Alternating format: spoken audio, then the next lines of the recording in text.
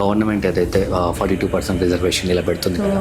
మీరు దేవుని నమ్ముతారా? చాతుర్వర్ణ మయా సృష్టం గుణకర్ణ విభాగస్య అనేది ఒకటి ఉంటే, ఆ క్యాస్ట్ అనేది పుట్టుకతో వచ్చేది కాదు, గుణాన్ని బట్టి వచ్చేది అని చెప్పి. డెఫినెట్గా మనం ఈ క్యాస్ట్లో పుట్టాం కాబట్టి మనకు అన్ని ఫ్రీగా రావాలి, మనం ఏం కష్టపడకూడదు, మనం ఏం చేయకూడదు అనే ఒక సోమరిపోతనాన్ని మనం చూపిస్తున్నట్టు అనిపిస్తుంది నా యూత్ అందరూ క్వశ్చన్ చేయటం తిరిగి స్టార్ట్ చేస్తారు. ఓకే, అప్పుడు ఆఫీసర్స్ కానీ పొలిటీషియన్స్ కానీ అకౌంటబిలిటీగా ఉంటారు. నువ్వు ఎంతన్నా చదువుకో, నువ్వు ఎంతన్నా వెళ్ళు, నీకు ఏ నెట్వర్క్ లేదు, నీకు ఎవరు తెలియదు అంటే ఆఫీస్లో వెళ్తే నేను ఎలా చూస్తారంటే అలా చూస్తాను. మనుషుల్లాగా మనిషి బ్యాక్గ్రౌండ్లో సపోర్ట్ ఉండాలి, డబ్బులు ఉండాలి, ఇలా అంటారు కదా. So what is your background? బీజేపీలో మాత్రమే ఒక ఛాయ్ వాళ్ళ పిఎం అయ్యారు, బీజేపీలో మాత్రమే ఒక నార్మల్ కార్యకర్త ఒక పెద్ద కేంద్ర మంత్రి అయ్యారు. బీజేపీలో జాయిన్ అయ్యారు కదా. Who is the main reason that to get in to BJP? ఏ కష్టం వచ్చినా, ఎప్పుడు నాకు భయం వేసినా, ఎప్పుడు ఒక సెకండ్ ఏడుపు వచ్చినా నేను వెళ్ళే ఫస్ట్ ఆఫీస్ రంగనాథ్ గారిదే, కమిషనర్ గారిదే. మీరు పాలిటిక్స్లోకి వస్తున్నారు, you are in this position, still మీకే పోలీసుల మీద నమ్మకం ఉందంటే ఒక ఆడియన్స్కి ఇంకా పోలీసుల మీద ఏం నమ్మకం ఉంటుంది? సిఎస్టీ కేసు పెట్టాలని ట్రై చేశారు నా మీద, చంపాలని ట్రై చేశారు. నేనేమి పైనుంచి ఏం దిగిరాలేదు, నాకు బాధలు ఉన్నాయి, నేను ఏడ్చిన రోజులు ఉన్నాయి, నాకు ఇది వద్దు అనుకునే రోజులు ఉన్నాయి, నేను భయపడిన రోజులు ఉన్నాయి. But then every given point of టైంలో డౌన్ అయిన ప్రతిసారి ఆలోచించుకుంటే, లేదు ఇది నేనే ఖచ్చితంగా చేయాలి. 29కి 100% బీజేపీ వస్తుంది.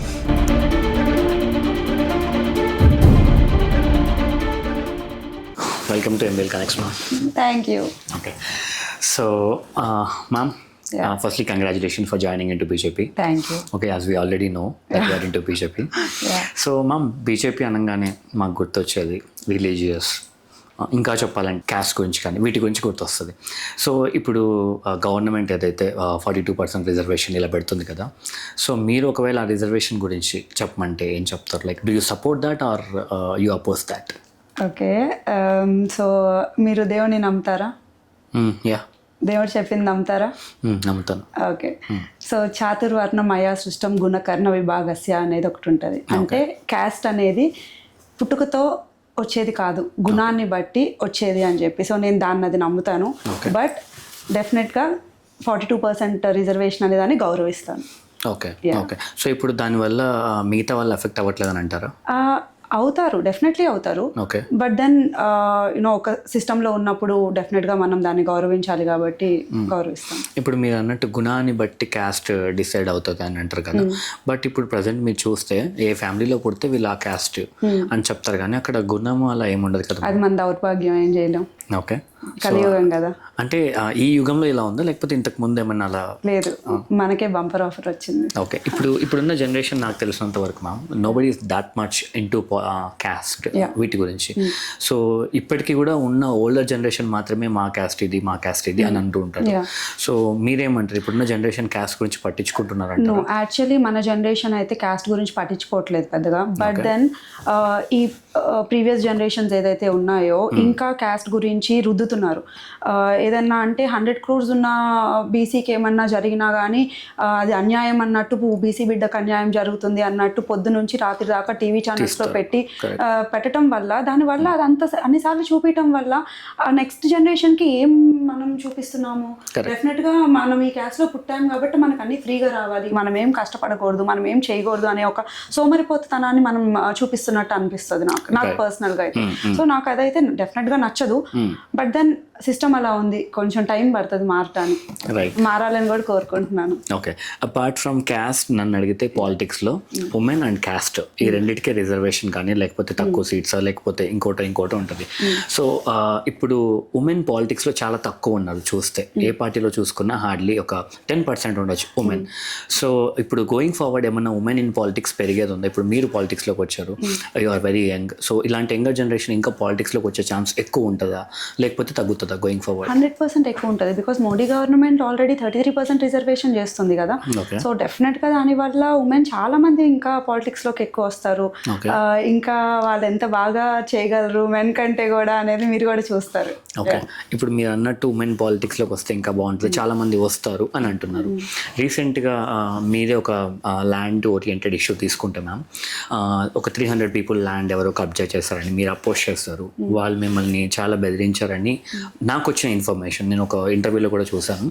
సో ఇలా ఏదైనా ఉమెన్ వచ్చినప్పుడు ఇన్ కేస్ ఆ ఉమెన్కి ఇలా బెదిరింపులు వచ్చి తనకి బ్యాక్గ్రౌండ్ సపోర్ట్ లేకపోతే అప్పుడు తన సిచ్యువేషన్ ఏంటి? ఇప్పుడు అలాంటివి చూసినప్పుడు వాళ్ళు వెనక్కి వెళ్ళిపోరా పాలిటిక్స్లో నుంచి? డెఫినెట్లీ బాధ అనిపిస్తుంది అండి, దాంట్లో డౌట్ లేదు. వాటిని ఓవర్కమ్ చేసి ఎలా నిలబడతారు? సో మీరు ఎలా నిలబడ్డారు? నేనేమి పైనుంచి ఏం దిగిరాలేదు, నాకు బాధలు ఉన్నాయి, నేను ఏడ్చిన రోజులు ఉన్నాయి, నాకు ఇది వద్దు అనుకునే రోజులు ఉన్నాయి, నేను భయపడిన రోజులు ఉన్నాయి.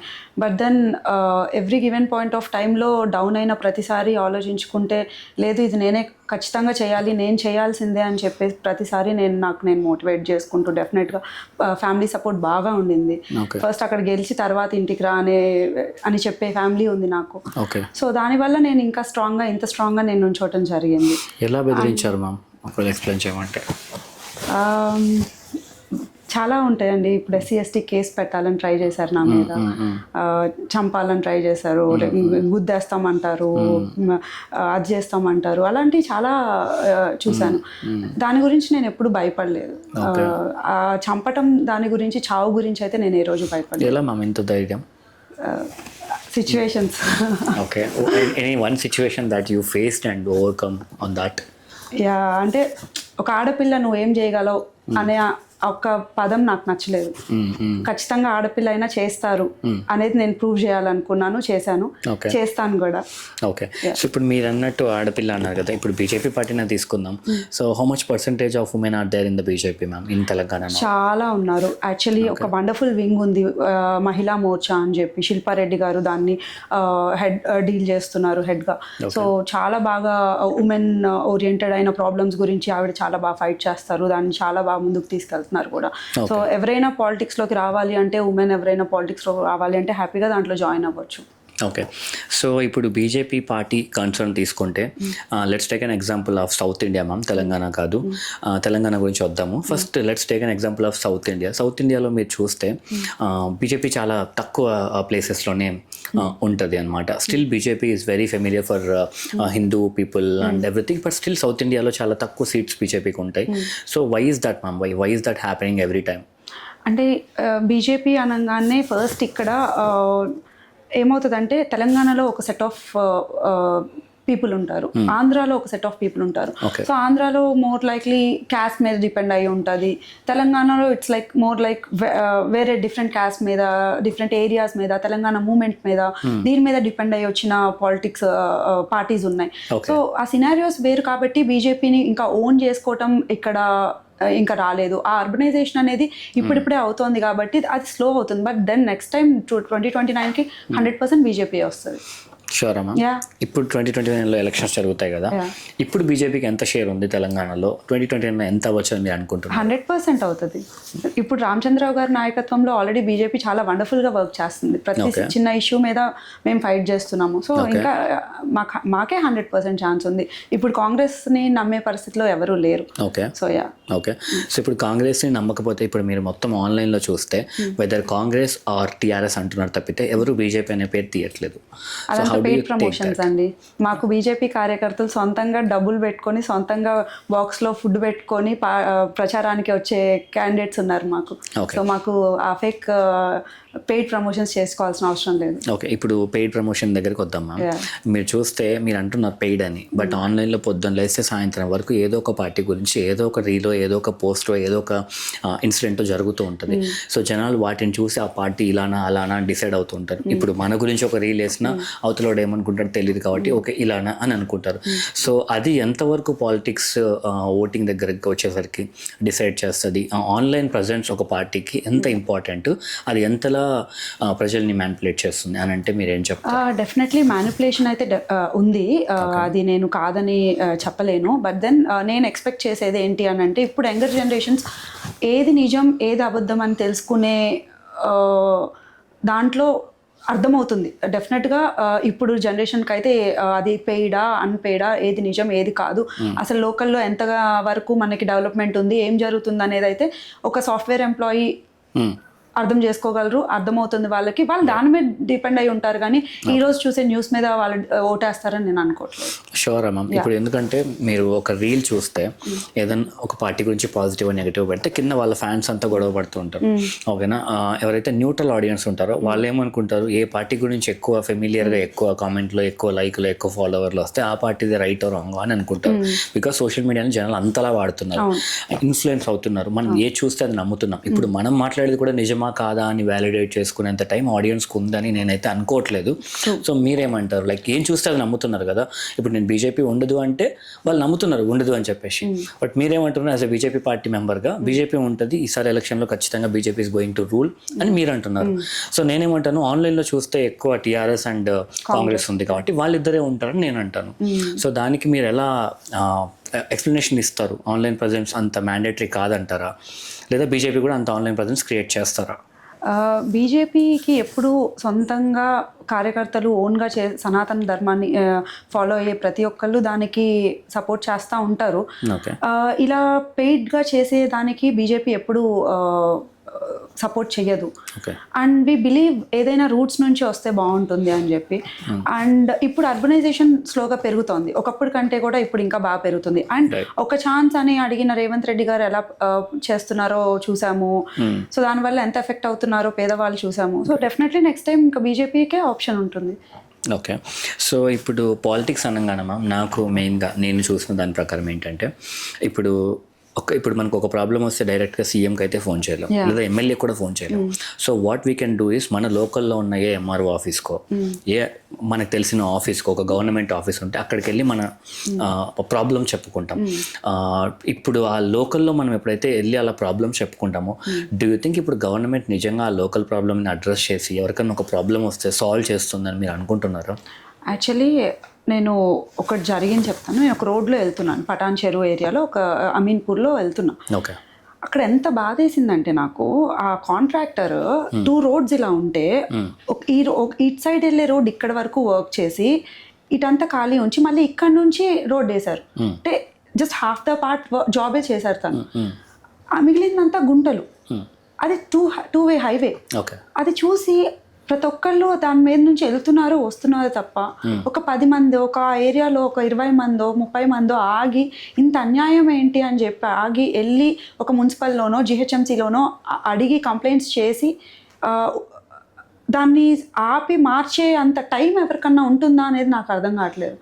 ఉంటే బాగుండు అనుకుంటున్నాను.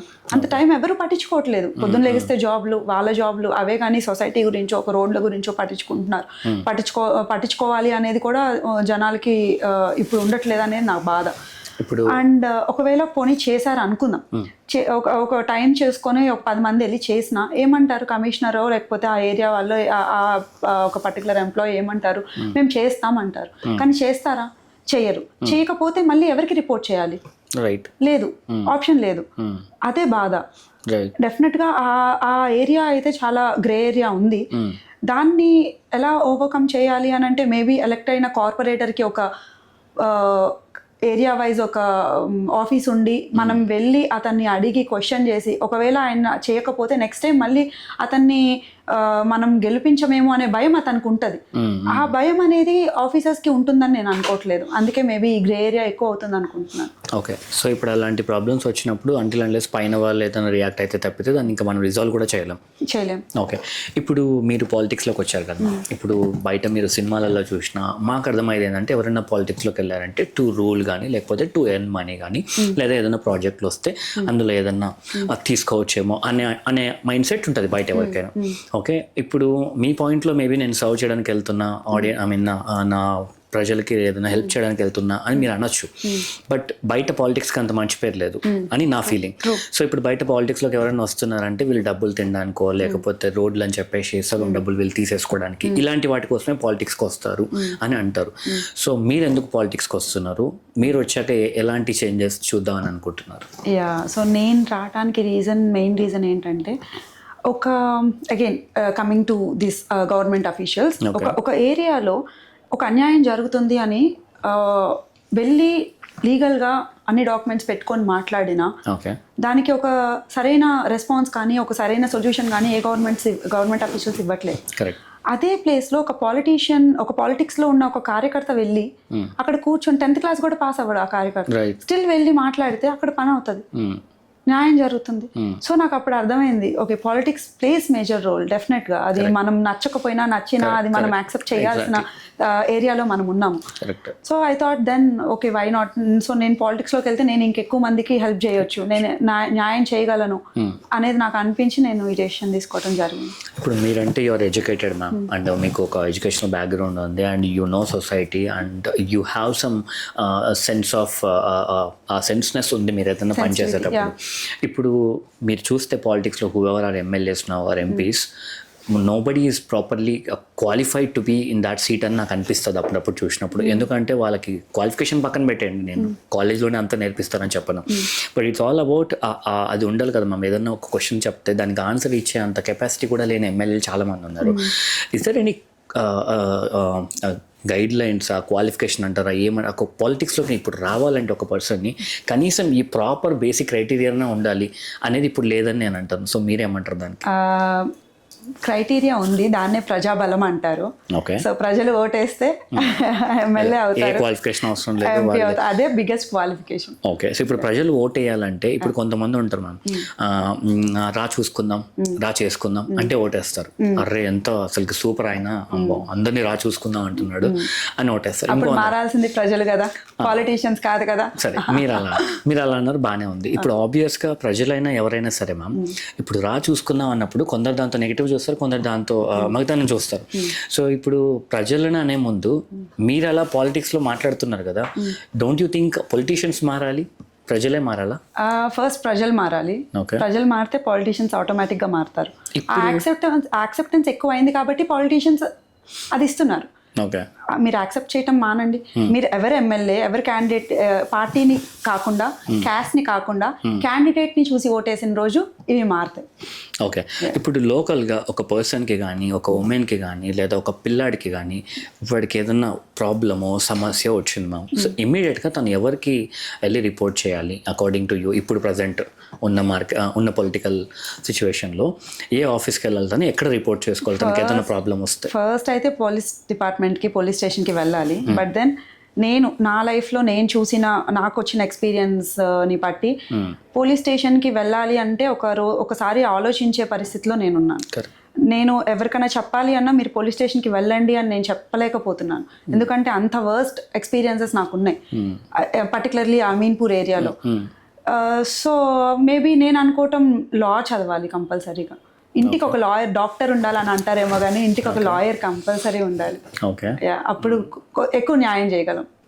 అయ్యో, అంటే అందరికీ పాసిబుల్ కాదు కదా మ్యామ్. ఇప్పుడు ఎంతో మంది డబ్బులు లేకనో ఏదేదో కోర్సులు చేస్తుంటారు, ఏదేదో చదువుకుంటుంటారు, because of the family situation అవ్వచ్చు, వాళ్ళ చుట్టుపక్కల ఎవరు లా చేయండి అని చెప్పకపోయి ఉండొచ్చు. సో ఇప్పుడు వాళ్ళు ఎలా మ్యామ్, ఏదైనా ప్రాబ్లం వచ్చింది వాళ్ళకి, హూ ఇస్ గోయింగ్? ఇప్పుడు పోలీస్ అన్నారు, మీకే నమ్మకం లేదంటే, మీరు పాలిటిక్స్లోకి వస్తున్నారు, you are in this position, still మీకే పోలీసుల మీద నమ్మకం లేదంటే ఒక ఆడియన్స్కి ఇంకా పోలీసుల మీద ఏం నమ్మకం ఉంటుంది? సో అది ఎప్పుడు మారుతుంది అంటే ఇలా ఉన్నప్పుడు? అదే అగైన్ ఇప్పుడు కమిషనర్ ప్రతిదీ అన్ని మానిటర్ చేయలేరు. లోకల్ ఏరియా, ఆ పర్టికులర్ ఏరియాలో ఉన్న SHO మీద డిపెండ్ అయి ఉంటుంది ఎంతవరకు న్యాయం చేయాలి అని. సో అందరూ జెన్యూన్గా ఉంటారని మనం ఎక్స్పెక్ట్ చేయలేము, ఉండాలని కూడా మనం అనుకోలేము. సో ఈ ప్రాబ్లం అనేది డెఫినెట్గా ఒక గవర్నమెంట్ ఏదైతే మనం ఎంచుకుంటామో దాని మీద డిపెండ్ అయి ఉంటుంది ఈ సిస్టమ్ అంతా. సో మనం కరెక్ట్ పర్సన్ని ఓటేసుకొని, కరెక్ట్ పర్సన్ని సీఎం చేసుకొని, కరెక్ట్ పార్టీని తీసుకొచ్చినప్పుడు ఈ సిస్టమ్స్ కూడా అన్నీ మారుతాయి. అది గవర్నమెంట్ అఫీషియల్స్ అయినా, పోలీస్ డిపార్ట్మెంట్ అయినా, ఏదైనా. సో దీని అన్నిటికీ సొల్యూషన్ మీ దగ్గర ఉన్న ఓటే. అండ్ అదర్ దాన్ దట్ ఒక ఉమెన్గా నేను చెప్పాలనుకుంటుంది ఏంటంటే ఖచ్చితంగా లా చదవాలి. ఇంటికి ఒక లాయర్ అనేది ఖచ్చితంగా ఉండాలి. ఇది కాకుండా ఇంకా ఏమన్నా ప్రాబ్లం ఉంది, ఇప్పుడు ఏమైనా ఉమెన్కి ఏమైనా అన్యాయం జరిగింది అంటే బీజేపీలో మాకు మహిళా మోర్చా ఉంది, యూత్కి ఏమైనా ప్రాబ్లం అయింది అని అంటే యువ మోర్చా అనేది ఒకటి ఉంటుంది, బీసీ వింగ్ ఉంటుంది, సో ఇట్లా ఓబీసీ వింగ్ ఉంటుంది. సో ఇట్లా చాలా వింగ్స్ ఉన్నాయి. ఏ ప్రాబ్లం వచ్చినా ఆ వింగ్స్ లో ఉన్న వాళ్ళకి మీరు అప్రోచ్ అవ్వచ్చు. మేము అఫ్కోర్స్ ప్రజల కోసమే ఉన్నాము, మేము ప్రజల కోసమే పనిచేద్దాం అనుకుంటున్నాము. సో వాళ్ళు దాన్ని ఫార్వర్డ్కి తీసుకెళ్తారు. ఇప్పుడు మీరు అన్నట్టు సీఎం మారినా లేకపోతే ఎమ్మెల్యేస్ మారినా అప్పుడు మీకు కొంచెం చేంజ్ చూస్తారని అంటున్నారు కదా, బట్ నాకు అర్థమైన గవర్నమెంట్ ఏంటంటే నీకు ఎప్పుడైనా లోకల్లో ప్రాబ్లం వచ్చినప్పుడు నథింగ్ బట్ లోకల్ గవర్నెన్స్లో నీకు ఏదైనా ప్రాబ్లం వస్తే ఆ లోకల్లో నువ్వు వెళ్ళి చెప్పే పర్సన్ ఆ ఏరియా ఎమ్మెల్యే ప్రాపర్గా ఉంటే కానీ నీకు ఆ ప్రాబ్లం సాల్వ్ అవ్వదు. ఈవెన్ దో సీఎం ఏ పార్టీ అయినా సరే ఆ ఏరియాలో ఆ ఏ పార్టీ ఉందో అదే నడుస్తుంది అని అంటారు. సో దాన్ని అగ్రీ ఫర్ దాట్? 100%. ఇప్పుడు ఫర్ ఎగ్జాంపుల్ మా ఏరియాలో ఒక ఇష్యూ జరిగింది. ఎస్టీపీ అనేది ఇంటి పక్కన పెడుతున్నారు అనమాట. ఆ ఏరియా వాళ్ళందరూ అపోజ్ చేశారు. డైరెక్ట్గా వాళ్ళు ఫస్ట్ వెళ్ళి ఆ లోకల్ ఎమ్మెల్యేని కలిశారు. కలిస్తే తను ఏమన్నారంటే ఎస్టీపీ నీళ్ళు మీరు తాగొచ్చు అని అన్నారు. వీళ్ళందరూ సాఫ్ట్వేర్ ఇంజనీర్స్, వాళ్ళు చాలా అఫెండ్ అయిపోయారు. అట్లా ఎస్టీపీ నీళ్ళు తాగొచ్చు అంటారు, అదే ఎమ్మెల్యే తాగగలరా? లేదు కదా. రైట్. సో అది ఆయన వచ్చి ఆ ఏరియా ఎంపీ రఘునందన్ గారిని కలిశారు. సో ఆయన లోకల్ వాళ్ళతో మాట్లాడారు, ప్రాబ్లమ్ సాల్వ్ చేశారు. ఐ థింక్ ఆ ప్రాబ్లమ్ సాల్వ్ అయినట్టుంది. అంటే చదువుకున్న వాళ్ళకి చదువుకోని వాళ్ళకి డిఫరెన్స్ అదే అండి. ఇప్పుడు లోకల్ ఎమ్మెల్యే ఏంటో ఆయన బ్యాక్గ్రౌండ్ ఏంటో నాకైతే తెలీదు. I'm not sure about that. But తను అప్రోచబుల్గా ఉండరు అని అయితే నాకు తెలుసు. సో అది చూస్ చేసుకునే వాళ్ళని బట్టి ఉంటుంది కదా. ప్రజలు కూడా నెక్స్ట్ టైం అతనికి కాకుండా చదువుకున్న వాళ్ళకి సెన్సిబిలిటీస్ ఉన్న వాళ్ళకి ఓట్ చేయాలి అని వాళ్ళకి కూడా తెలియాలి. ఇప్పుడు ఆబ్వియస్గా when it comes to voting ma'am, ఇప్పుడు చాలామంది కొంతమంది లీడర్ క్వాలిటీస్ చూసి ఓటేస్తారు, కొంతమంది ఎవరు డబ్బులు ఎక్కువ ఇస్తే ఒకరు, ఇంకొంతమంది మాకేదో హెల్ప్ చేశాడు అందుకే ఇతనికి ఓటేద్దామని డిఫరెంట్ పర్స్పెక్టివ్లో ఓటేస్తారు. కానీ ఓన్లీ ఆ పర్సన్ ఎలాంటోడు అని తెలిసి ఓటేసే వాళ్ళు చాలా తక్కువ మంది ఉంటారు. అలాంటప్పుడు ఆబ్వియస్గా ఎన్నో నియోజకవర్గాల్లో ఎంతోమంది రాంగ్ ఎమ్మెల్యేస్ రావచ్చు, వేరే పార్టీ వాళ్ళు రావచ్చు. ఈవెన్ దో సీఎం ఎవరైనా అక్కడ ఉన్న ఎమ్మెల్యే చెప్తే అదే నడుస్తుంది. సో అలాంటి సిచ్యువేషన్ ఉన్నప్పుడు ఒక నార్మల్ ఒక మిడిల్ క్లాస్ పర్సన్ అవ్వచ్చు, ఒక పూర్ క్లాస్ పర్సన్ అవ్వచ్చు, ఒక కింద ఉన్న పర్సన్కి ఏదైనా ప్రాబ్లం వస్తే ఎలా సొల్యూషన్ తేవచ్చు. ఒకవేళ బీజేపీకి కనుక రూలింగ్లోకి వస్తే కింద ఉన్న పర్సన్కి మెయిల్ అయ్యేలాగా ఎలాంటి జాగ్రత్తలు తీసుకుంటారు? బీజేపీ స్టాండే ఫస్ట్ లేనోళ్ళకి పెట్టాలి, లేనోళ్ళకి రోడ్లు వేయాలి అనే ఒక స్టాండ్ మీద మేము పార్టీ పనిచేస్తుంది. సో మీరు అన్నది క్వశ్చన్ నుంచే నేను పాలిటిక్స్లో రావటం జరిగింది. నార్మల్ వాళ్ళ పరిస్థితి ఏంటి అనే బాధ నుంచే నేను ఎంటర్ అయ్యాను ఈ పాలిటిక్స్లోకి. చాలా బాధ వేస్తుంది. ఉమెన్ వచ్చి ఏడుస్తారు, అలా జరిగిందంటారు. ఒక ఆమె అయితే 70 years ఉంటాయి అనుకుంటా, ఎంఆర్ఓ ఆఫీస్లో 1 year నుంచి తిరుగుతుందంట, ఏదో రేషన్ కార్డో ఏదో కార్డు కోసం. ఎందుకు ఇవ్వట్లేదు అంటే రీజన్ లేదు, జస్ట్ ఇవ్వాలనిపించలేదు ఎంఆర్ఓకి. ఈమె తిరుగుతూ ఉంటుంది, ఆమె ఎవరికి చెప్పుకోవాలి? ఎంత బాధ వేస్తుంది. సో ఇలాంటి చాలా ఉన్నాయి ప్రాబ్లమ్స్. ఇప్పటిదాకా బీజేపీ ఎందుకు ఏం చేయలేదు అనేది మీరు అడిగిన దానికి, అసలు బీజేపీ ఇప్పటిదాకా స్టేట్లో గవర్నమెంట్లో లేదు. నెక్స్ట్ టైం ఇవ్వండి, ప్రూవ్ చేసుకుంటాం. సెంట్రల్లో ఉన్నారు కదా, సెంట్రల్లో ఉంటే సరిపోదు కదా. మీరే చెప్తున్నారు కదా లోకల్ ఎమ్మెల్యేని బట్టి ఉంటుంది అని. డెఫినెట్గా లోకల్ ఎమ్మెల్యేని లోకల్ సీఎంని బట్టే ఉంటుంది కదా. ఓకే, ఇప్పుడు let's come to central politics ma'am. ఇప్పుడు BJP is ruling now. Okay, so what do you think is BJP is going to lose for the next year or అలాగే బీజేపీ ఉంటుందని అనుకుంటున్నారు? దాంట్లో డౌట్ ఏముంది, 100% ఉంటుంది. ఓకే, ఎందుకు అంత కాన్ఫిడెంట్గా ఉన్నారు మ్యామ్? ఇప్పుడు కాంగ్రెస్ ఆల్మోస్ట్ టచ్ చేయడానికి వచ్చింది, బీజేపీ అది వెంటిలేటర్ మీద ఉంది. ఓకే, వెంటిలేటర్ తీసేస్తే ఏ క్షణం అయినా పోతుంది. ఈ రెండు కాకుండా ఇంకేదైనా పార్టీ వచ్చే ఛాన్స్ ఉంటుందా సెంట్రల్ పాలిటిక్స్లో? Okay, so you're saying that next ఒక 20-30 years మనం బీజేపీనే చూస్తాం.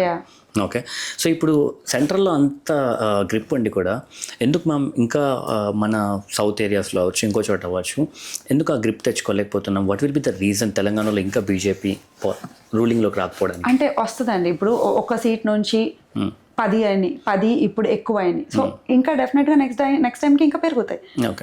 డెవలప్మెంట్ అయితే ఉంది కదా, మా పార్టీ అయితే పెరుగుతూ ఉంది కదా. సో అది పాజిటివిటీయే కదా, పెరుగుతాం. సో ఇందాక మీరు అన్నట్టు ఎంఆర్ఓ ఆఫీస్కి వెళ్తే కూడా పని అవ్వదు ఇలా అన్నారు కదా. Not only MRO office ma'am, you go for any RTO office, you go for any police station, nobody will care that.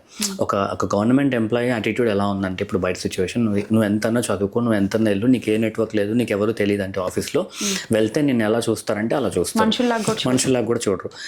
అప్పుడు అవతలకి ఏమనిపిస్తుంది అంటే, అరే మనం చదువుకునేటప్పుడు ఇలాంటి టాపిక్స్ కూడా మనకు నేర్పించేస్తే సంథింగ్ చిన్నవి, ఇక్కడికి వెళ్ళి నేను ఎలా మాట్లాడాలి, అక్కడికి వెళ్ళి నేను ఎలా ఒక ఫామ్ ఫిల్ చేయాలి, ఒక ఫామ్ ఫిల్ చేయడానికి కూడా nobody is there to help అలా అడిగినప్పుడు. లేకపోతే నేనైతే చాలా చూసాను, ఏ గవర్నమెంట్ ఆఫీస్కి వెళ్ళినా కూడా అసలు వాళ్ళు నార్మల్ ఆడియన్ ఎవరైతే చెప్పుకోకుండా వస్తారో నాకు వీళ్ళు తెలుసా అని వాళ్ళని చూసే విధానం కానీ అది ఎప్పటికీ మాట్లాడుతున్నాం, అసలు ఇంకెప్పటికీ ఇలాగే ఉంటుందా?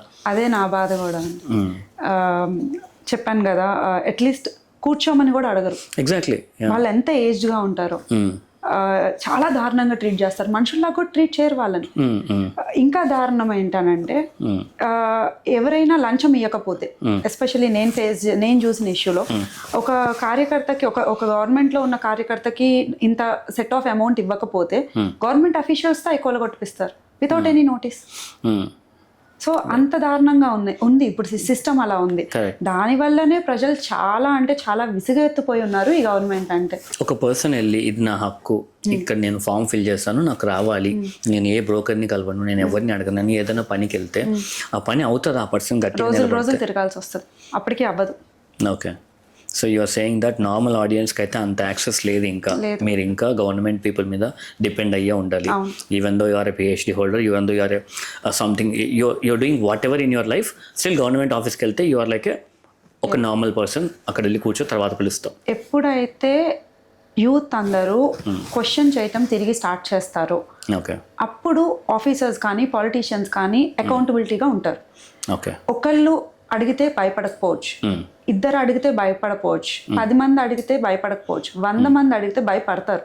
మనకెందుకులే అనే ఒక్క పదం పక్కన పెట్టి ఎవరికి ఏ కష్టం వచ్చినా, ఇంటి పక్కనోడికి కష్టం వచ్చినా, మన వీధిలోకి కష్టం వచ్చినా, మన రోడ్డు సరిగ్గా లేకపోయినా, డ్రైనేజ్ ప్రాబ్లం ఉన్నా, ఒక 100 మంది సొసైటీలో వాళ్ళందరూ కలిసి వెళ్ళి అడిగిన రోజు ఎవరైనా భయపడతారు. అది పాలిటీషియన్ అయినా ఆఫీసర్ అయినా ఆ రోజు రావాలని కూడా నేను కోరుకుంటున్నాను. ఇప్పుడు మీరు అన్నారు కదా మ్యామ్ 100 మంది వెళ్ళి అడిగితే మారుతారని. ఇప్పుడు ఎలా ఉన్నారంటే మ్యామ్ ఒక 10 మంది కలిసి ఏదన్నా అడుగుదామన్నా కూడా వాళ్ళ ఆ 10 మందిలో ఒక ఇద్దరిని ఏదన్నా డ్యామేజ్ చేసి మిగతా వాళ్ళని భయపడించడం ఇలాంటివి ఎక్కువ మీరు చూస్తూ ఉంటారు. లైక్ ఒక 10 మంది కలిసి వెళ్తే 10 మందిని ఒకేసారి టచ్ చేయలేరు కాబట్టి మేబీ విడివిడిగా అయినా సరే ఒక పర్సన్ ఏదన్నా ఎఫెక్ట్ చేసి మీరు కూడా వాళ్ళకి చెప్పేసేయండి, ఇలా చేస్తారంటే బాగోదు అని చెప్పే రాజకీయాలు, అని చెప్పే పాలిటిక్స్ కూడా ఇప్పుడు బయట అవుతున్నాయి. ఓకేనా, సో ఒక యూత్ కానీ ఒక పర్సన్కి కానీ ఏదైనా వాయిస్ రేస్ చేయాలంటే చాలా కష్టం అవుతుంది బయట. ఏమవుతుంది అదే మాంసీ, నేను ఇప్పుడు మీరు అన్నారు నేను నన్ను ఎవరైనా చంపుతా అన్నా కూడా నేను భయపడనని మీరు అన్నారు. ఇప్పుడు వేరే వాళ్ళ సిచ్యువేషన్ అలా ఉండదు కదా, వాడికి చంపుతా అనేది పక్కన పెట్టండి, నేను కొడతా అంటే కూడా భయపడే వాళ్ళు ఉన్నారు. అదే పడకూడదు కదా, అది పడగటం మానేసి ఎప్పుడైతే క్వశ్చన్ చేస్తామో, ఎప్పుడైతే స్ట్రాంగ్ గా నుంచుంటామో అప్పుడు మారుతాయి కదా. ఓకే, సో ఈ పాయింట్ లో మ్యామ్ ఇప్పుడున్న యంగర్ జనరేషన్ కి ఏదైనా ప్రాబ్లం వచ్చినా లేదా ఒక అడ్వైస్ ఇవ్వమంటే మీరు మీ సైడ్ నుంచి ఏం అడ్వైస్ ఇస్తారు ఇప్పుడున్న యంగర్ జనరేషన్ కి? Just stop sleeping, start questioning. Okay, నిద్రపోవటం మనకెందుకులే అనుకోవటం ఆపి క్వశ్చన్ చేయటానికి, అన్యాయాన్ని క్వశ్చన్ చేయటంని స్టార్ట్ చేస్తే 100% చేంజ్ ఉంటుంది. ఓకే, ఆ ప్రాసెస్ లో వాళ్ళకి ఏదైనా అన్యాయం జరిగినా అఫ్ కోర్స్ ఫేస్ చేయాలి. అన్ని ఫ్రీగా వచ్చి పెట్టరు కదా. ఓకే, అమ్మ కాదు కదా అందరూ వచ్చి ఫ్రీగా పెట్టేయడానికి, కష్టం పడాలి కదా, తెలియాలి కదా విలువ. సో పర్లేదు, దట్స్ ఓకే, కష్టం పడవచ్చు. ఓకే, సో ఇప్పటికీ కూడా మ్యామ్ లైక్ ఏదన్నా ఒక పార్టీ రూలింగ్లోకి వచ్చినా కూడా మీకు ఏదైనా ప్రాబ్లం వస్తే ఇక్కడ సబ్మిట్ చేయండి, లేదా గవర్నమెంట్ ఆఫీస్లో మిమ్మల్ని ఎవరన్నా అంటే ఇక్కడికి వెళ్ళి రిపోర్ట్ చేయండి అనే ఒక సిస్టమ్ లేదు. అట్లీస్ట్ బీజేపీ వచ్చాకన్నా అలాంటివి ఇనిషియేటివ్స్ ఏమన్నా చూడగలమా? 100% చూస్తారండి. So BJP is a national party. ఇక్కడ క్యాస్ట్ గురించో ఇంకో దాని గురించో ఏది అవ్వదు. అండ్ దాని ఒక స్టాండే to serve the poorest of the poorest అని. ఓకే, సో ఆ పేదవాళ్ళకు అన్యాయం జరగటం అనేదే తీసుకోలేము. మేము తీసుకునే స్టాండే అది, ఫస్ట్ వాళ్ళకే న్యాయం జరగాలి అని. ఖచ్చితంగా ఇవన్నీ మారుతాయి. 100% అకౌంటబిలిటీ వస్తుంది బీజేపీ గవర్నమెంట్ వస్తుంది. ఓకే ఓకే, హోప్ఫుల్లీ మ్యామ్, మేము కూడా ఎక్స్పెక్ట్ చేస్తాం అలా రావాలని. ఇప్పుడు మీరు యాజ్ ఎ ఉమెన్ మ్యామ్ పాలిటిక్స్లోకి వస్తున్నారు, బీజేపీ అనుకోండి, ఫర్గెట్ అబౌట్ బీజేపీ ఆర్ ఏదైనా పార్టీ అవ్వచ్చు, మీకు ఎలాంటి ప్రాబ్లమ్స్ ఉంటాయి మ్యామ్ ఒకవేళ రావాలి అన్న, నిలబడాలన్నా ఇక్కడ ఎలాంటి ప్రాబ్లమ్స్ మీరు ఇప్పటివరకు ఫేస్ చేశారు, అండ్ మీరు ఎలాంటి ప్రాబ్లమ్స్ ఉంటాయని అనుకుంటున్నారు గోయింగ్ ఫార్వర్డ్? మీరు పాలిటిక్స్లోకి ఫుల్ ఫ్లెడ్జ్డ్గా ఇంకా యాక్టివిటీ స్టార్ట్ చేస్తే ఎలాంటి ప్రాబ్లమ్స్ వస్తాయని మీరు అనుకుంటున్నారు? అంటే ఇక్కడ పాలిటిక్స్ అనే కాదు, పాలిటిక్స్ అయినా సాఫ్ట్వేర్ అయినా నార్మల్గా అయినా ఒక ఉమెన్ అంటేనే ఎక్కువ ఎక్స్పెక్టేషన్స్ ఉంటాయి బాలాజీ. అసలు ఇంట్లో అయినా నార్మల్ హౌస్ వైఫ్ అన్నా అన్నీ చేసేయాలి అని ఎక్స్పెక్ట్ చేసేస్తారు. ఎందుకు అట్లా? దానికి ఆన్సర్ లేదు. ఎక్స్పెక్టేషన్స్ ఎక్కువ ఉండటం కొంచెం ఇబ్బందికరంగానే ఉంటుంది. బొట్టు పెద్దగా పెట్టుకోవాలి, స్లీవ్లెస్ వేసుకోకూడదు, తప్పు చేయకూడదు. మనుషులం కదా, తప్పు చేస్తారు కదా, అబ్బాయి అయినా చేస్తారు, అమ్మాయి అయినా చేస్తారు, చిన్నోళ్ళైనా చేస్తారు, పెద్దోళ్ళైనా చేస్తారు. బట్ అమ్మాయి తప్పు చేస్తే యాక్సెప్ట్ చేయలేరు. అది ఎప్పటికీ మారాలని కోరుకుంటున్నాను. ఓకే. సో ఇప్పుడు మీరే అంటున్నారు మ్యామ్, అమ్మాయి తప్పు చేస్తే యాక్సెప్ట్ చేయలేని. సో నేను చూసిన పాలిటిక్స్ కానీ, నేను చూసిన ఉమెన్ లైఫ్లో, ఒక ఉమెన్ ఏదన్నా ఒక ఫీల్డ్లో కానీ, ఒక కెరియర్లో కానీ గ్రో అవుతుందంటే కూడా బయట జనాలు ఎలా మాట్లాడతారు, వెనకల నుంచి ఎలా బ్యాక్ పిచ్చింగ్ చేస్తారు, లేకపోతే ఇవన్నీ మనం చూస్తూ ఉంటాం కదా మ్యామ్. ఏదైనా ఉమెన్ ఓకే ఇంత స్టేజ్కి వెళ్ళిందంటే నాకు తెలుసులే వాళ్ళ సపోర్ట్ వెళ్ళిండొచ్చు, నాకు తెలుసులే వీళ్ళ సపోర్ట్ వెళ్ళిండొచ్చు, ఇలా అంటారు కదా. సో అలా అన్నప్పుడు how does that feel to that women? అలాంటప్పుడు ఆ ఉమెన్ ఎలా తీసుకోవాలి వాటిని? ఖచ్చితంగా బాధ వస్తుంది, ఏం చేయలేం, యాక్సెప్ట్ చేయాలి, నవ్వు వదిలేయటమే. సో అప్పుడప్పుడు అనిపించదమ్మా ఇవన్నీ మనకెందుకు, సో సైలెంట్గా మన ఇంట్లో మన జాబ్ చేసుకుంటూ ప్రశాంతంగా ఉందాం, ఈ బ్యాక్ పిచ్చింగ్లు ఇదేదన్నా చేస్తే దానికి దీనికి లింక్ చేయడాలు ఇవన్నీ మనకెందుకని మీకు అనిపించదు ఎప్పుడే కానీ? మీకు కానీ మీ ఇంట్లో వాళ్ళకి కానీ? మా ఇంట్లో వాళ్ళకైతే ఎప్పుడు అనిపించదు. ఓకే. నాకు ఉమెన్గా డెఫినెట్లీ అనిపిస్తుంది, బాధ అనిపిస్తుంది, ఏడుపు కూడా వస్తుంది. ఓకే. కానీ ఆ టైంలో బాధ అనిపించిన సేపు బాధపడటం, వదిలేయటం, మళ్ళీ ముందుకెళ్ళిపోవటం చేయాల్సిందే. ఓకే. సో ఇప్పుడు మనం మాట్లాడిన వాటిలో ఇప్పుడు బాధ వీటి గురించి మాట్లాడుకున్నాం కదా ma'am. How do you describe ఒక పర్సన్ లైఫ్ని ఎలా డిస్క్రైబ్ చేయమంటే ఎలా చేస్తారు? Like what is exactly the meaning of we come to here and what we can do? ఒకవేళ ఏదైనా చేస్తే how can we create impact on whatever the fields that we're? దానికి ఏమన్నా ఒక క్వాలిటీస్ కానీ లేదా ఇది లైఫ్ అంటే అనేదన్నా మీరు చెప్పగలరా? డెఫినెట్లీ ఏం చేయాలన్నా ఫస్ట్ మనం స్ట్రాంగ్గా ఉండటం అయితే ఖచ్చితంగా చేయాలండి. ఏ ఫీల్డ్ అయినా ఏదైనా ఈ పని చేయాలి అని అంటే ఏం జరిగినా ఆ లాస్ట్ పాయింట్ మనం టచ్ అయ్యే వరకు ఏం జరిగినా ఓర్చుకోవటం, భరించటం, అది చేసి ఆ టచ్ అయిన రోజు, విన్ అయిన రోజు రిలాక్స్ అవ్వటం చేయాలి. ఏం జరిగినా లైఫ్లో ఏం జరిగినా ఏదైతే గెలవాలి అని అనుకున్నారో, ఏదైతే సాధించాలి అని అనుకున్నారో ఆ పాయింట్ రీచ్ అయ్యేదాకా ఏం జరిగినా పట్టించుకోవద్దు, బాధపడండి బట్ మళ్ళీ లెగవండి అనే చెప్తాను. టు బీ ఫ్రాంక్ నేను అలాగే అనుకుంటాను మ్యామ్ నా లైఫ్లో ఏదైనా జరిగినప్పుడు. బట్ మా ఇంట్లో వాళ్ళు, నా పక్కన ఉన్న వాళ్ళు మేబీ కొంతమంది భయపడవచ్చు, కొంతమంది ఎందుకు అంత దుడుకుతానం అనొచ్చు, కొంతమంది నీకు ఎందుకు అంత ఈగో, ఎందుకు దాన్ని అపోజ్ చేస్తున్నావు, నా తప్పు లేనప్పుడు ఆబ్వియస్గా ఎవరైనా వెనక్కి రావాలి అని అనుకోరు కదా. సో అలా అనుకున్నప్పుడు పక్క వాళ్ళే మనకి ఎందుకు అంత వదిలేసే, లైట్ తీసుకో ఇలా అంటారు కదా. సో అలా పక్క వాళ్ళు అలా అన్నప్పుడు ఏం చేయాల్సి వస్తుంది? సో అదే నేను బేసిక్గా I'm more into Mahabharatam and all Sanatan ధర్మం. సో నేను కర్మని బాగా నమ్ముతాను. ఓకే. సో రాసి పెట్టింది ఖచ్చితంగా జరుగుతుంది. అది ఇంట్లో కూర్చున్నా జరుగుతుంది, బయట ఉన్నా జరుగుతుంది, ఎక్కడున్నా జరుగుతుంది. పోవాలంటే పోతాం, ఫ్యాన్ కూడా మీద పడి పోతాం. సో అందుకే నేను ఆ చావుకి అనే దాన్ని నేను ఎప్పుడు పట్టించుకోను, భయపడను. ఓవరాల్గా నాకు ఇప్పుడు మీరు మాట్లాడిన దాన్ని బట్టి అర్థమైందంటే, ఒక పాడ్కాస్ట్లో కూడా చూసామా నిఖిల్ కమ్మత్ గారు అనమాట, ఈవెన్ మోడీ డైలాగ్ కూడా ఒకటి ఉంటుంది, జాదా సే జాదా క్యా కర్తారే తూ అని. అంటే జాదా సే జాదా అంటే ఇంతకంటే ఇంకా నువ్వేం చేస్తావు. అలాగే నిఖిల్ కామత్ ఒక పాడ్కాస్ట్లో అంటారు, don't feel much, everybody is going to die one day. Okay. So నువ్వు ఒక్కడిదే స్పెషల్ అన్నట్టు, నువ్వు ఇంకో 100 ఏళ్ళు ఉంటావు, నువ్వు ఇంకో 50 ఏళ్ళు ఉంటావు, అలా ఫీల్ అవ్వకు, నీకు ఏది అనిపిస్తే ధైర్యంగా జై, everybody is going to die అని అంటారు కదా. సో అప్పుడప్పుడు నాకు ఇప్పుడు మీరు చెప్పినప్పుడు నాకు అదే గుర్తొస్తుంది. So anyway we're going to die కదా, ఎందుకు నువ్వు అంత కాంప్రమైజ్ అయ్యి, లేకపోతే నీకు నచ్చని పని చేసుకుంటూ, లేకపోతే ఎవడో ఏదో అన్నాడని నువ్వు ఫీల్ అవుతూ ఉంటావు, అపోజ్ చెయ్యి, ఎంతవరకు వెళ్తుందో వెళ్ళు అని నాకు కూడా అనిపిస్తుంది. సో నా పక్కన కూడా అదే చెప్పడానికి ట్రై చేస్తా, బట్ అందరికీ ఆ ధైర్యం ఉండదు కదా మ్యామ్, అందరికీ అర్థం కాదు కూడా. ఎగ్జాక్ట్లీ. సో మీరేమంటారు అంటే, యంగర్ జనరేషన్ ఎవరైనా సరే, ఇఫ్ యు ఆర్ కరెక్ట్, నీ పాయింట్ కరెక్ట్ ఉంటే యూ అపోజ్ ఇట్, కరెక్ట్, ఎంత దూరం అయినా. ఓకేనా. So forget about the hurdles and what ever you face it. Yeah, భయం అనేది లేకుండా దట్స్ ఓకే, తప్పు చేసినా ఫేస్ చేయటం నేర్చుకోవాలి. అవును తప్పు చేశాను అని ఒప్పుకునే ధైర్యం ఉండాలి. ఆ రెండు నాకున్నాయి. సో దట్స్ ఓకే, ఏదన్నా వచ్చినా తీసుకోగలను, చూసుకుంటాను, ఒప్పేసుకుంటాను. సూపర్. సో ఇప్పుడు బీజేపీ పార్టీలో జాయిన్ అయ్యారు కదా మ్యామ్.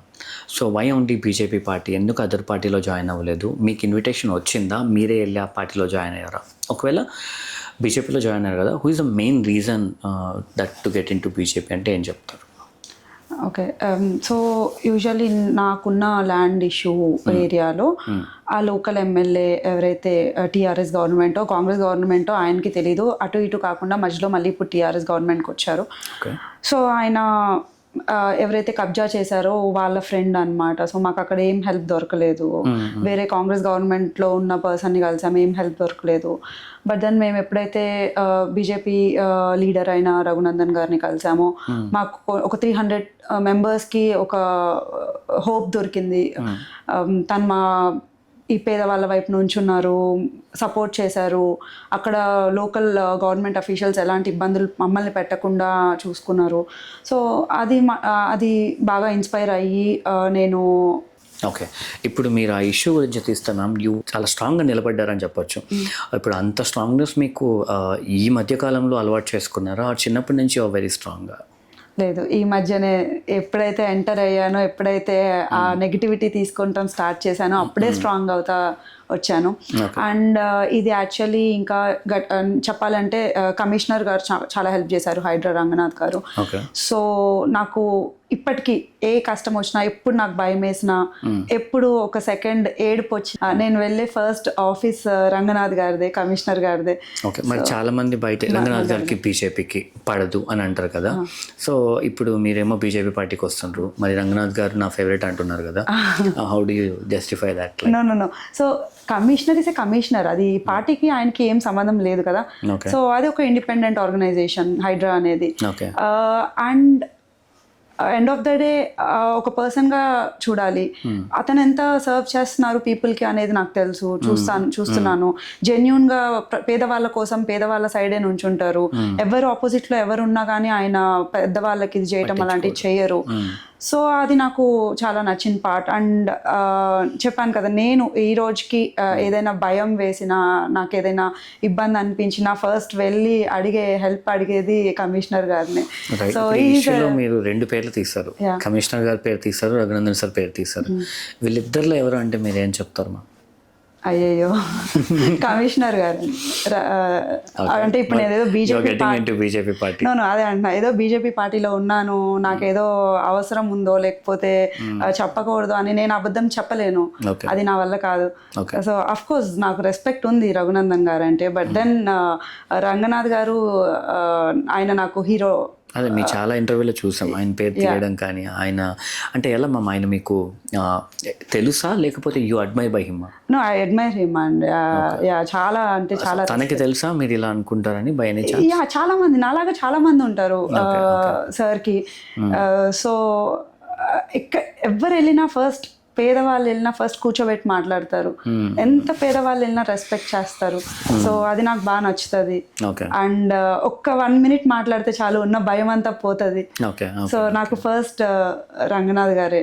ఓకే, ఇప్పుడు బీజేపీలో కొన్ని ప్రామినెంట్ నేమ్స్ తీసి వాళ్ళ గురించి ఏదైనా కొంచెం ఒక మాటలో చెప్పండి, లేకపోతే వాళ్ళ గురించి డిస్క్రైబ్ చేయండి అంటే ఒకసారి చేస్తా అంటే నేను కొన్ని పేర్లు చెప్తాను బీజేపీ పార్టీ వాళ్ళవి.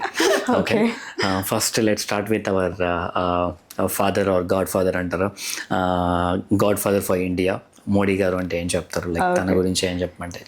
సో యునో కదా, I'm more into Mahabharatam. So Modi గారిని ఆ క్యారెక్టర్స్తో పోల్చొచ్చు, ధర్మరాజు అనే క్యారెక్టర్తో బాగా పోల్చొచ్చు. చాలా ఓపిక ఎక్కువ.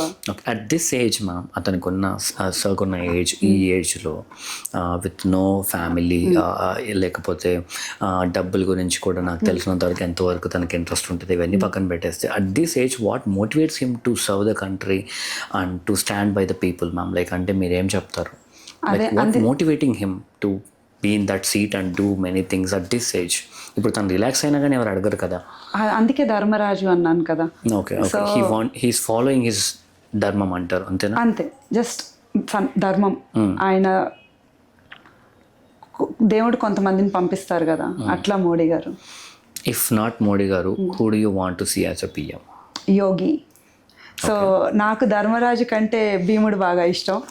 సో యోగి గారు త్వరగా రావాలి, పిఎం అవ్వాలి అని నేను చాలా ఎక్కువ కోరుకుంటున్నాను. ఇద్దరిలో ఒకరంటే ఏం చెప్తాను?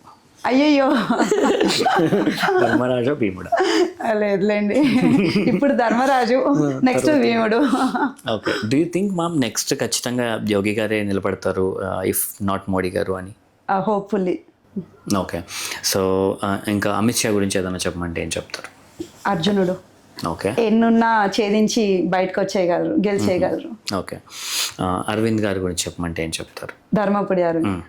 Okay, Telangana OG, the OG. Okay, why do you call Telangana OG? Like is there any incident or anything that yeah made you so say that? నాకు బాగా నచ్చేది ఏంటి అని అంటే అరవింద్ గారిలో he's the only MP who puts Gita everyday in his social media. తను ఒక్కళ్ళే promote చేస్తారు. నాకు అది చాలా బాగా నచ్చుతుంది. అంటే అతన్ని ఫాలో అయ్యే వాళ్ళు ఒక్కళ్ళు గీతని భగవద్గీతని ఫాలో అయినా బాగుంటుంది, మంచిది జరుగుతుంది కదా అనేది నాకు ఆ పాయింట్ నచ్చుతుంది. ఓకే, రామచంద్ర గారు చాలా కష్టపడతారు. ఆయన వల్ల ఇప్పుడు బీజేపీ ఎంత ఫాస్ట్గా గ్రో అవుతుందో కూడా చూస్తున్నాం. ఓకే, సో చాలా బాగా వర్క్ చేస్తారు, So, వెరీ హార్డ్ వర్కింగ్.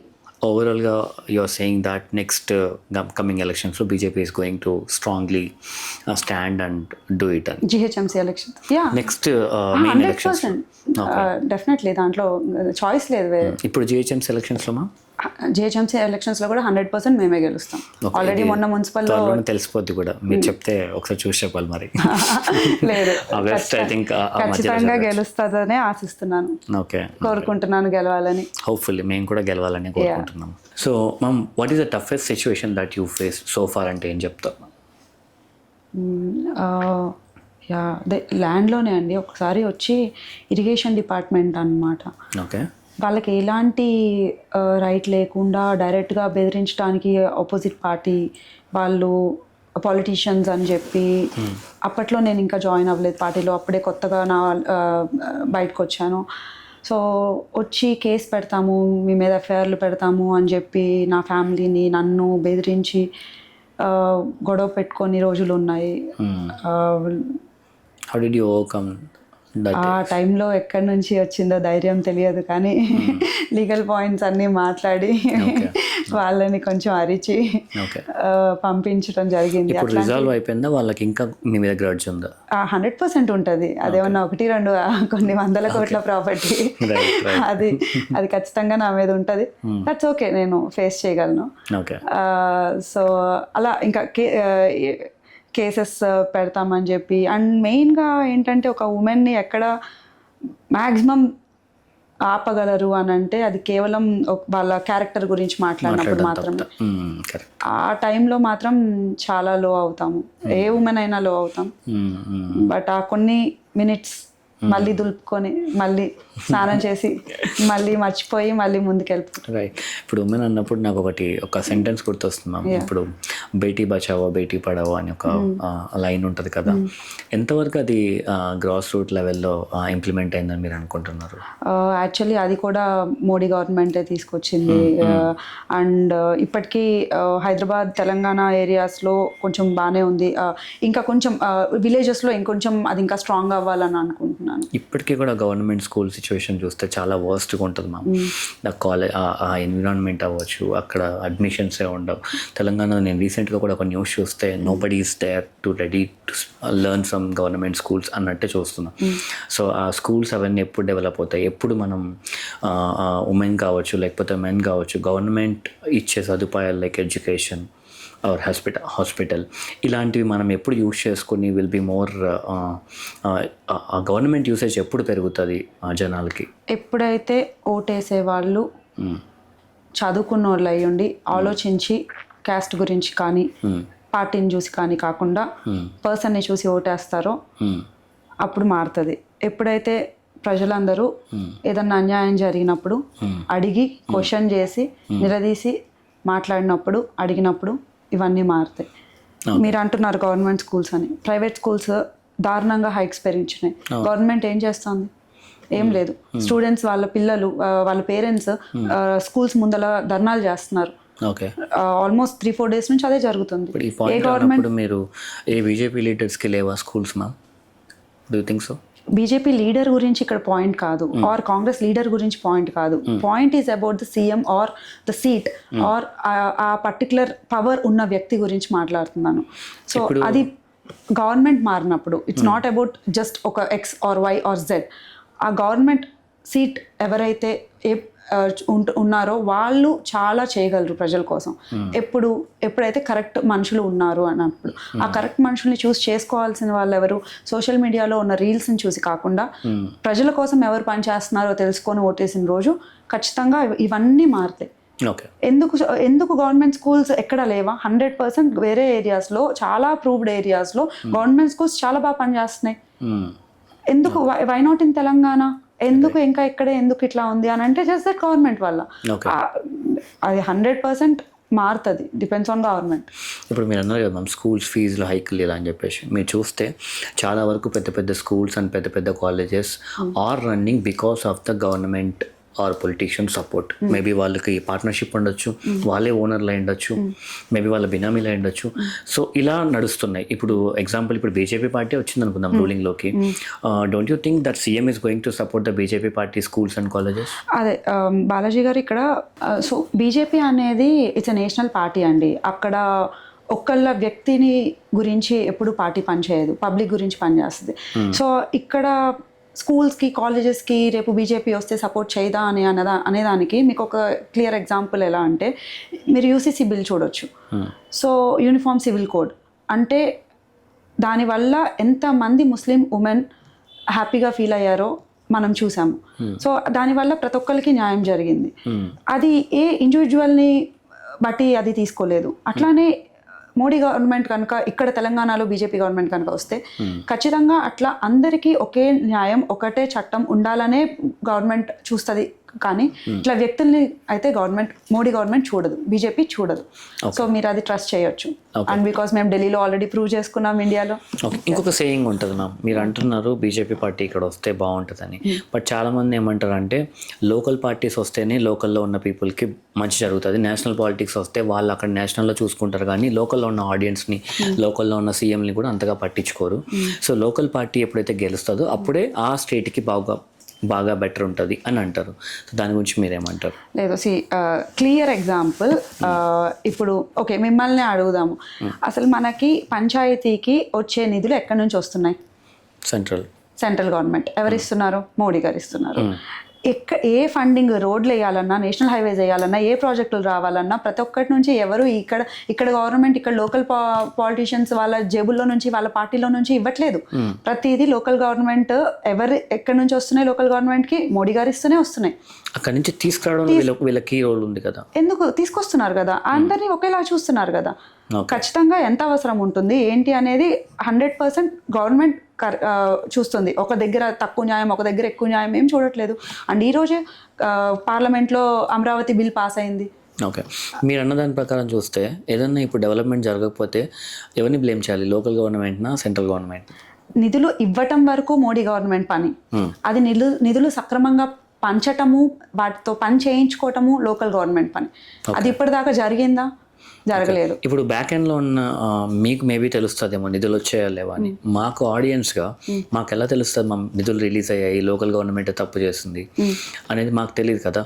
తెలియదు, అందుకే చదువుకోవాలి, అందుకే తెలుసుకోవాలి, అందుకే క్వశ్చన్ చేయటం స్టార్ట్ చేయాలి. ఎప్పుడైతే మనం క్వశ్చన్ చేయటం స్టార్ట్ చేస్తామో, ఎప్పుడైతే ఈ అరవటము, బూతులు తిట్టటము, దాన్ని హీరోయిజం అని అనుకోకుండా ఎప్పుడైతే రూట్ లెవెల్లో మనం ఆలోచించగలుగుతామో అప్పుడు మనకి రియాలిటీ అంటే ఏంటో తెలుస్తుంది. ఎక్కడి నుంచి నిధులు వస్తున్నాయి, అవి ఎక్కడ ఖర్చు పెడుతున్నారు, ఒక కార్పొరేటర్కి ఎంత వస్తున్నాయి, ఆ కార్పొరేటర్ ఎక్కడెక్కడ ఎంతెంత ఖర్చు పెడుతున్నారు అనేది. అగైన్ ఒకళ్ళు అడిగితే చెప్పకపోవచ్చు, ఎక్కువ మంది అడిగితే చెప్తారు కదా. సో అది అడిగిన రోజు, అది చేసిన రోజు డెఫినెట్లీ చేంజ్ ఉంటుంది. ఓకే, ఇప్పుడు మీరు అన్నట్టు ఇన్ కేస్ నేను ఒకవేళ కనుక్కొని క్వశ్చన్ చేసినా కూడా ఒక వాయిస్, రెండు వాయిస్ అయితే ఏం చేయలేరు. సో మల్టిపుల్ ఒక 100 మంది వాయిస్లు వస్తే కానీ ఒక సమస్యను కానీ ఒక దాన్ని కానీ మనం మార్చలేము. సో అంతమంది కంబైన్గా రావాలంటే డెఫినెట్లీ అందులో కొంతమంది భయపడే వాళ్ళు ఉంటారు, అంతమంది గ్రూప్ అవ్వడమే చాలా కష్టం బయట ఉన్న సిచ్యువేషన్. ఎవడైనా సరే నా లైఫ్ నాది, నేను చూసుకుంటాను, నా జాబ్ నాకు ఉంది, నేను చాలు అన్న మైండ్ సెట్లో ఉన్నారే తప్పితే ఒక దాని మీద క్వశ్చన్ వేద్దాం, దానివల్ల వీళ్ళకి మంచి జరుగుతుంది అని చాలా తక్కువ మంది ఉన్నారు. ఆ రెస్పాన్సిబిలిటీ తీసుకోవడం కోసమే మనకు పొలిటీషియన్స్ ఉన్నారనేది నేను అనుకుంటాను. సో ఆబ్వియస్గా జనాల దగ్గరికి వెళ్ళే ముందు, వాళ్ళు క్వశ్చన్ చేసే ముందే why not political people will take the responsibility and do good things for the people? So definitely చేస్తున్నారు ఆల్రెడీ. మహిళా మోర్చా మహిళల గురించి ప్రాబ్లమ్స్ ఫైట్ చేస్తుంది. అండ్ ఏదైనా ప్రాబ్లం ఉంది అని అంటే మీకు BJP doors are always open. మీరు రావచ్చు, మీ ప్రాబ్లమ్ చెప్పుకోవచ్చు. 100% బీజేపీ సపోర్ట్ చేస్తుంది పబ్లిక్ ప్రాబ్లమ్స్కి. అండ్ ఇంకా లోకల్ గురించి అడిగితే, లోకల్ కార్పొరేటర్ గురించో ఆర్ లోకల్ నిధుల గురించో లోకల్ దాని గురించి అడిగితే ఒక్కళ్ళు మీరు చేయలేరు. మీరు మీ చేతిలో సోషల్ మీడియా ఉంది. సోషల్ మీడియాలో రీల్స్ ఫైట్ చేయడం గురించి కాకుండా పబ్లిక్ గురించి, పబ్లిక్ ప్రాబ్లమ్స్ గురించి ఫైట్ చేయండి. ట్విట్టర్ ఉంది, డూ డిజిటల్ వార్ కదా. అంతకంటే ఇంకేముంటది భయపెట్టడానికి ఆర్ క్వశ్చన్ చేయడానికి? మంచి ప్లేస్ చేయండి, స్టార్ట్ చేయండి. మనం కూడా కొంచెం మారాలి. And especially I strongly believe మనం కష్టపడకుండా ఫలితం ఆశించటానికి మనకు హక్కు లేదు. ఖచ్చితంగా మనం కష్టపడాలి. సో అది నేను బిలీవ్ చేస్తాను. ఓకే, ఇప్పుడు మీరు అన్న పాయింట్లో మ్యామ్, ఒక పర్సన్ పాలిటిక్స్లోకి రావాలంటే అతనికి ఎంత ధైర్యం ఉన్నా, ఎంత కష్టపడే తత్వం ఉన్నా, బయట ఉన్న జనాలు చూసేదానైనా, నాకు తెలిసినంత వరకు కూడా బ్యాక్గ్రౌండ్లో సపోర్ట్ ఉండాలి, డబ్బులు ఉండాలి, ఇలా అంటారు కదా. So what is your background and how do you think that you will be in ఫ్యూచర్లో మీరు ఏమన్నా ఒక ఎమ్మెల్యేగా నిలబడచ్చు, లేకపోతే ఇంకో పార్టీకి బీజేపీలో ఒక ప్రామినెంట్ ప్లేస్కి వెళ్ళచ్చు. అలా వెళ్ళాలంటే what are the necessary things that you need to have అంటే ఏం చెప్తారు? సో లక్కీలీ బీజేపీ పార్టీ ఎలా ఉంటుంది అని అంటే వ్యక్తిని చూసి ఉంటుందండి. It's not about the money. And background గురించి వస్తే ఏమీ లేదు. నేను ఒక normal middle class, below middle class ఫ్యామిలీకి సంబంధించిన దాన్ని. సో నాకేమీ 100 కోట్లు లేవు, ఏమీ లేవు. అండ్ బీజేపీ పార్టీలో మీరు చూస్తే కార్యకర్తలు ఎలా అయితే కేంద్ర మంత్రులు అయ్యారో మనం ఓన్లీ అది బీజేపీలోనే చూస్తాం, వేరే ఏ పార్టీలోనూ చూడం.